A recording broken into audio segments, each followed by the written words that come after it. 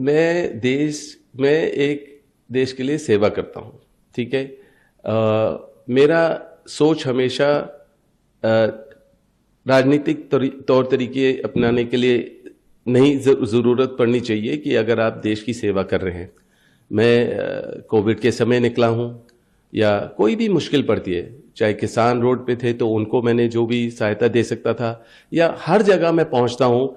कभी विकलांग बच्चे होते हैं, उनको मैं कुछ ना कुछ अपने तरीके से देता हूँ, या अगर अंधे बच्चे होते हैं या मतलब बुजुर्ग होते हैं तो मैं अपने तरीके से देता हूँ। और अगर लोग उसी को देखते हैं कि राजनीतिक तौर से देखते हैं, मेरा कोई राजनीति से कोई ऐसा मकसद नहीं था कि मैं ये कर रहा हूं कि उससे मेरा राजनीतिक सफर आसान हो जाएगा। मैंने कभी ऐसे नहीं सोचा है।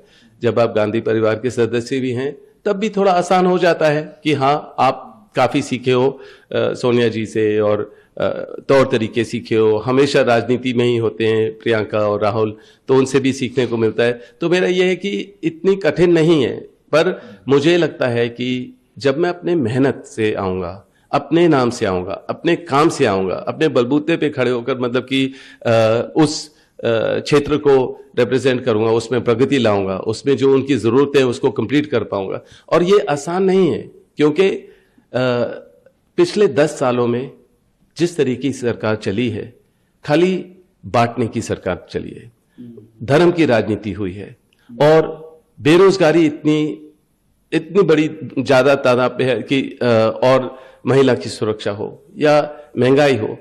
अब ये बड़ी चीजें जो हैं, ये एकदम से आप कभी भी ये नहीं कर सकते कि मैं उस क्षेत्र में जाऊंगा, मैं सारे बदलाव करूंगा। मैं अपने तरीके से बदलाव करता हूं, पर जरूरत है कि जिस तरीके की राजनीति हुई है उसमें आपको और सीखना पड़ेगा और समझना पड़ेगा कि आप उस टाइम पे आप अपने कदम रखिए।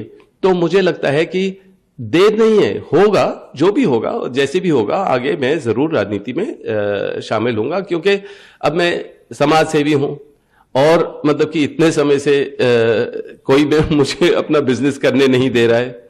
आरोप लगते हैं तो उसके जवाब देने पड़ते हैं। कोई ना कोई स्मृति ईरानी जी उठा लेंगी एक पर्चा और दिखाएंगी अडानी जी के साथ ये वो। तो मैं तो हर आदमी से मिलता हूं, चाहे उद्योगपति हो, स्पोर्ट्स में हो, या मतलब कि कोई भी विदेश के आते हैं प्रेसिडेंट, प्राइम मिनिस्टर, सब मिलते हैं। तो हर आदमी के साथ कोई काम वाम थोड़ी ना होता है, या कोई गलत तरीके से थोड़ी ना दिखाया जा सकता है। तो इस तरीके से जब मेरा नाम हमेशा उछलता है, हमेशा गलत तरीके से उछलता है, और ईडी को 15 बारी में मुझे बुलाया गया था ईडी के पास, वो बुलाने की जरूरत नहीं थी।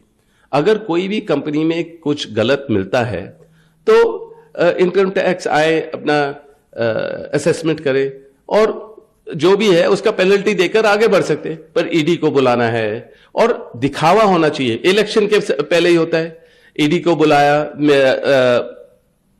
परेशान किया मीडिया ने उछाला उसको, तो उनको लग रहा है ये समय है करने का। रेड करते हैं 2018 के जब राजस्थान इलेक्शन होते हैं दिसंबर के टाइम, उस टाइम रेड किया जाता है।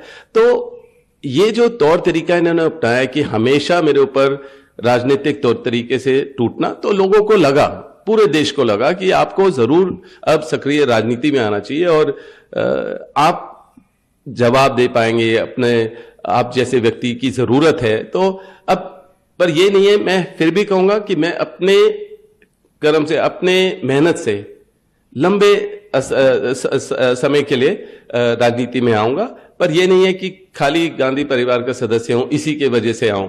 तो मेरा ये सोच है, और हो सकता है मैं बहुत खुश हूं, क्योंकि मैंने जो अपनी शुरू भी की थी प्रचार करने का तौर तरीका, वो किशोरी लाल शर्मा के साथ किया, सुल्तानपुर और जगदीशपुर, और मतलब ऐसे ऐसे छोटे छोटे इलाके में। तो मैं पूरी उन्होंने मेरे को काफी सिखाया, और मैं बहुत खुश था जब वो उम्मीदवार थे और उनको समय मिला, प्रत्याशी वो बने वहां अमेठी के लिए।